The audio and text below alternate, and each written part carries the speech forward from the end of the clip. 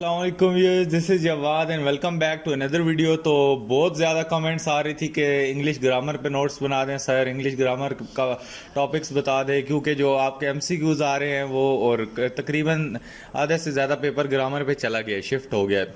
तो अभी हम टॉपिक डिस्कस करेंगे जो कि आपको ना कि तो आपकी उन बुक्स में हाईलाइट हुए हुए मिलेंगे, और अगर आप अपनी बुक को पढ़ते हैं तो उससे मिल जाएंगे आपको, उसमें कोई मसला नहीं है, आप उसको ही फॉलो कर सकते हैं। तो सबसे पहले ये जो ट्रांसलेशनल डिवाइसेस है, ये मॉडल्स पेपर में भी इंट्रोड्यूस कराया गया। तो आपने identify and recognise the function of translational devices of coherence and कोहेंशन।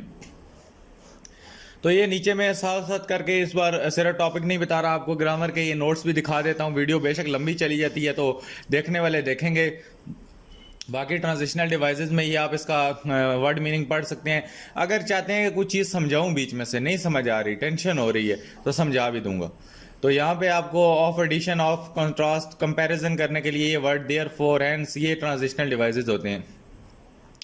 नीचे आए तो ये सेकंड नंबर पेज है, तो इस पे भी ये ट्रांजिशनल डिवाइसेस में कंजक्शन वगैरह सब कुछ लिखा हुआ है। उसके बाद ट्रांजिशनल डिवाइसेस यहाँ पे तो ख़त्म हो जाते हैं। फिर नीचे कंजक्शन की टाइप है जी, पहला कोऑर्डिनेटिंग कंजक्शन है, उसके बाद जी इसको ग्रीन रुकें हाइलाइटर को करूँ, उसके बाद यहाँ पे को रिलेटिव कंजक्शन है, ये नीचे उसकी एग्जांपल सब कुछ। उसके बाद ये सब ऑर्डिनेटिंग कंजक्शन और उसकी बिल्कुल एग्जांपल सारी लिखी हैं आपको, ताकि बच्चों की तरह समझ आ जाए। नहीं आता तो नीचे कमेंट कीजिएगा, ज़्यादा कमेंट जिस टॉपिक पे आएंगी वो ग्रामर का टॉपिक आपको समझा दूंगा, कोई चीज़ भी मुश्किल नहीं है। बाकी ये यूजिंग ट्रांजिशनल एक्सप्रेशन, तो इनको यूज़ किस तरह करता है ट्रांजिशनल एक्सप्रेशंस को, तो ये वही होती हैं to show addition, to show contrast, compare करने के लिए चीज़ों को, टू गिव एग्जांपल्स। तो नीचे उनके वर्ड्स लिखे हैं, to show relationship in place, to show relationship in time, to show logical sequence, to express the opinion, to summarise the end conclude. उसके बाद आए तो हमें ट्रांजिशनल डिवाइसेस कनेक्टिंग वर्ड की एक दूसरी डेफिनेशन मिल जाती है, जिसको वो वाला जिसके दिमाग में वो नहीं पड़ी तो वो यहाँ से इस वाली डेफिनेशन को देख सकता है। ट्रांजिशनल डिवाइसेस, इसको कनेक्टिंग वर्ड्स भी कहते हैं। आपके पास एमसीक्यूज आ सकता है कि transitional devices are also called connecting words. तो ये भी वही है, डेफिनेशन लिखी है। तो ये किस किस के लिए यूज़ होता है? ऐड करने के लिए किसी चीज़ में, कंपेयर करने के लिए, किसी चीज़ को प्रूव करने के लिए, एक्सेप्शन शो करने के लिए, टाइम को शो करने के लिए, एम्फेसाइज करने के लिए, सीक्वेंस शो करने के लिए, एग्जांपल देने के लिए और समराइज करने के लिए। तो आपको जौन सी वाली अच्छी लगती है आप उसमें से कर लें, डेफिनेटली आप एमसीक्यूज हल कर पाएंगे। आगे इसकी एक्सरसाइज वगैरह को फिलहाल छोड़ते हैं, एक्सरसाइजें बाद में करेंगे। तो एसएलओस 2 में आपके पास आती है genres of literature. Genres of literature क्या चीज़ है जी? आपने लिटरेचर की डेफिनेशन को देख लेना है, उसके बाद एक नज़र बस पढ़ना है। उसके बाद आपको फिक्शन पता होना चाहिए क्या है, नॉवल पता होनी चाहिए क्या है, प्लेज पता होना चाहिए, नॉन फिक्शन, फोक टेल्स, तो इम्पोर्टेंट वाली बताऊंगा, पोइट्री पता होनी चाहिए, ये ड्रामा इंपॉर्टेंट है। उसके बाद ये ऐसे पता होना चाहिए, बायोग्राफी पता होनी चाहिए, उसके बाद ऑटोबायोग्राफी पता होनी चाहिए, लेजेंड्स आपका इंपॉर्टेंट है, ये आपको लाजमी पता होनी चाहिए, मिथ्स भी आपको पता होना चाहिए। उसके बाद हमारा एसएलओ 3 में आता है कि read and recognise the literary technique such as repetition, personification and alliteration. तो ये हमारे पास फिगरेटिव लैंग्वेज में आ जाता है सारा टॉपिक। तो इसको हम क्या करेंगे, सबसे पहले रिपीटेशन आपको पता होनी चाहिए। आपसे ये जो क्वेश्चन आंसर आएंगे आपके स्टेंजा से, तो उसमें ये चीज़ें पूछ सकते हैं। राइम और राइम स्कीम पता होनी चाहिए। राइम स्कीम का अगर किसी को नहीं पता कि पोइम की क्या होती है तो बता दो, उस पर वीडियो बना दूंगा। 4, 5, 10 कमेंट्स आ गई तो उस पर वीडियो बना दूंगा। उसके बाद एलिट्रेशन का आपको पता होना चाहिए और ओनोमैटोफोबिया का पता होना चाहिए। उसके बाद मेटाफोर का, सिमिली का, ये मेटाफोर आपको पता है दो चीज़ों को सिमिलर करना, उसके बाद सिमिली कंपैरिजन करना, उसके बाद हाइपरबोल और पर्सोनिफिकेशन, इमेजरी, ये सारी इसकी डेफिनेशन लिखी हैं। नहीं कोई चीज़ समझ आती तो आपको पहले ही बताया आपने क्या करना है। तो उसके बाद यहाँ पे इमेजरी की आपको ये देख लें, ये इंपॉर्टेंट है। उसके बाद सिम्बोलिज्म देख लें और ये कॉमन एग्जांपल ऑफ सिम्बोलिज्म, आगे नीचे एग्जांपल दे के सारी चीज़ें समझा दी गई हैं। नीचे चलते हैं, एसएलओज 4 पे आपने किस चीज़ पे फोकस करना है? Context clues. आपने देखा होगा एसएलओज पेपर जो आए हैं उसमें कॉन्टेक्स्ट क्लूज के भी एमसीक्यूज आते हैं। तो ये सारी उसकी डेफिनेशन है कॉन्टेक्स्ट क्लू की कि ये होता क्या है। नीचे ये सारा हिंट्स वगैरह होती हैं जो चैप्टर्स में, इनको कॉन्टेक्स्ट क्लू कहते हैं। तो ये नीचे इसकी डेफिनेशन लिखी हुई है, इसको आपने पढ़ लेना है। वीडियो बेशक पॉज कर लें और उसके बाद एग्जाम्पल क्लूज को आपने देख लेना है। उसके बाद सिनोनिम और रेस्टोरेंट क्लू, तो उसके बाद यहाँ पे हमें कॉन्स्ट्रॉट और एंटमेंट क्लू को भी देख लेना है। इनको एक एक बार पढ़ लेने हैं, इनके एमसीक्यूज, ताकि आप हल कर सके कोई भी आ जाए तो। ख़ास इतने क्लूज वाले एक दो एमसीक्यूज आएंगे, इतना ज़्यादा इस पर स्ट्रेस नहीं लेनी। बाकी आपको ये इसकी एक्सरसाइजें बाद में कराऊंगा, अगर आपने करनी हुई तो बता देना। तो बाकी अंडरस्टैंड द कॉनोटेशन करनी है और डिनोटेशंस करनी है, इसके से एमसीक्यूज आपको आ सकते हैं। ये डिनोटेशन की डेफिनेशन लिखी हुई है और उसके बाद ये नीचे कॉनोटेशन की डेफिनेशन लिखी है और इनकी डेली लाइफ की एग्जांपल दी हुई हैं और इनको आपने स्क्रीनशॉट यहाँ से ले लें या पढ़ लें। उसके बाद आगे इनकी एक्सरसाइजें करवाऊंगा अगर किसी को शौक हुआ तो।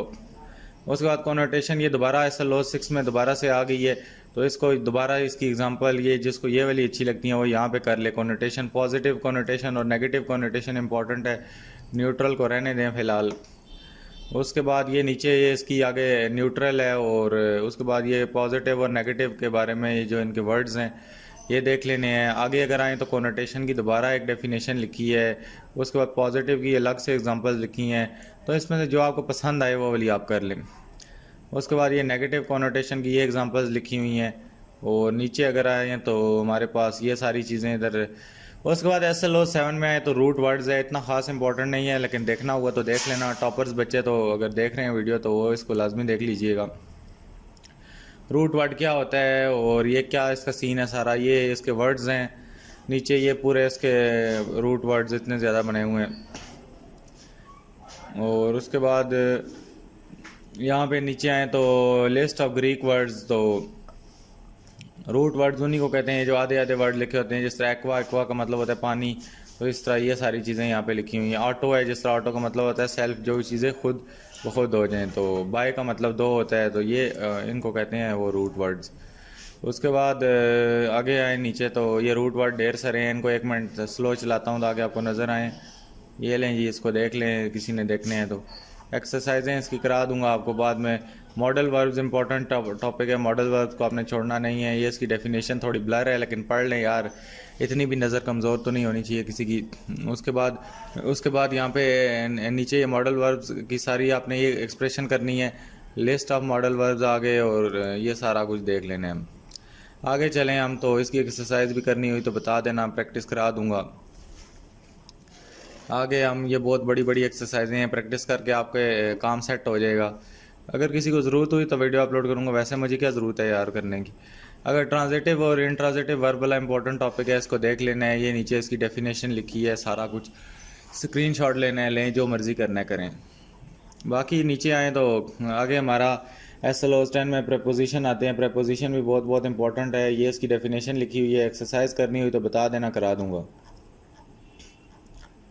नीचे आए तो इसके बाद टाइप्स ऑफ प्रपोजिशन आ जाती है। टाइप्स ऑफ प्रपोजिशन में हमारे पास ये प्रपोजिशन इन, ऑन, एट, ये वाली प्रपोजिशन देख लेनी है। उसके बाद यहाँ पे द गाइडलाइंस दी हुई हैं, ऑन वगैरह, इन कहाँ पे यूज़ होता है। उसके बाद एट कहाँ पे यूज़ होता है। उसके बाद प्रपोजिशन ऑफ टाइम आ गई जी, इसको देख लेना है। ये टाइम वाला पूरा टेबल बना है, इसे सारा समझ जाओगे। उसके बाद जी ये नीचे एक्सरसाइजें हैं। प्रपोजिशन ऑफ मूवमेंट आपने देख लेनी है, ये क्या सीन होता है। उसके बाद प्रपोजिशन ऑफ डायरेक्शन आपने देख लेनी है। और जी SLO 11 पे आए तो प्रोनाउंस हमारे पास आ जाता है, तो प्रोनाउंस आपने देखना है। ये तो सारों को ही तकरीबन पता होगा। ये इसकी डेफिनेशन है, उसके बाद ये इसकी एग्जांपल्स हैं और ये दोबारा एग्जांपल्स। टाइप्स ऑफ प्रोनाउंस आ गए जी, पर्सनल प्रोनाउन। उसके बाद जी आगे आए तो ये नीचे पर्सनल प्रोनाउन का सारा आपने पढ़ लेना है। उसके बाद इसकी एक्सरसाइज को रहने देते हैं। उसके बाद ये रिफ्लेक्सिव प्रोनाउन आता है, इसको सारे को देख लो जी। उसके बाद ये रिलेटिव प्रोनाउन है, रिलेटिव प्रोनाउन ये आपने देख लेना है, रिलेटिव प्रोनाउन भी आपने देख लेना है। उसके बाद ये पोजेसिव प्रोनाउन है, पोजेसिव प्रोनाउन भी देख लेना है। और आगे आएँ तो जी हमारे पास डिमॉन्स्ट्रेटिव आता है, डिमॉन्स्ट्रेटिव भी देख लेना है। ये तो आपकी ग्रामर की बुक में भी होगा, तो वहाँ से पढ़ें, यहाँ से पढ़ें, आपकी अपनी मर्ज़ी है। इनडेफिनेट प्रोनाउन देख लेना है। उसके बाद अभी तकरीबन टाइम भी 7:00 हो गए हैं, तो वीडियो तकरीबन 10, 11, 12 बजे आएगी, क्योंकि सारे सोए होते हैं तो जल्दी अपलोड करने का कोई फ़ायदा नहीं है। मैं शेड्यूल करके चला जाऊंगा तो ये पीछे खुद ही अपलोड हो जाएगी। इंट्रोगेटिव प्रोनाउन है, उसके बाद रेसिप्रोकल प्रोनाउन है, इसको देख लेना है। तो इनमें से कुछ समझना चाहते हो तो वही बात है, कमेंट्स ज़्यादा करोगे तो समझा दूंगा। अब एक बंदे के लिए पूरी वीडियो इतना टाइम ही नहीं है, सच्ची जो बात है। एमसीक्यूज़ भी शेयर करने हैं, इसके बाकी भी चीज़ें शेयर करनी है, तो फिर अगर ज़्यादा डिमांड हुई तब बनाऊंगा। उसके बाद टाइप्स ऑफ एडजेक्टिव देख लो कि क्या कौन से हैं, तो ये एडजेक्टिव की डेफिनेशन है, ये भी समझना हुआ समझा दूंगा। अभी दरअसल ये ग्रामर, कोई बच्चे होते हैं कहते हैं हमें आंसर दे दो हम खुद समझ लेंगे, तो उस तरह वीडियो लंबी हो जाती है, तो जैसी आपकी मर्ज़ी है। फिर यहाँ पे देख लो आगे, ये इसकी एग्जांपल्स हैं सारी, और क्वांटिटेटिव एडजेक्टिव वगैरह वगैरह वगैरह। SLO 13 में ये आपको टॉपिक बता देता हूँ, बेशक आप कहीं और से कर लो। यूज़ ऑफ कलेक्टिव नाउन आपने SLO 13 में करना है, और ये कलेक्टिव नाउन की कोई एग्जांपल दी हुई है इन्होंने। और नीचे अगर आओ तो use of countable and uncountable noun, ये तो बच्चों की चीज़ें हैं, आप ढूंढ ही लोगे काउंटेबल नाउन कौन से हैं।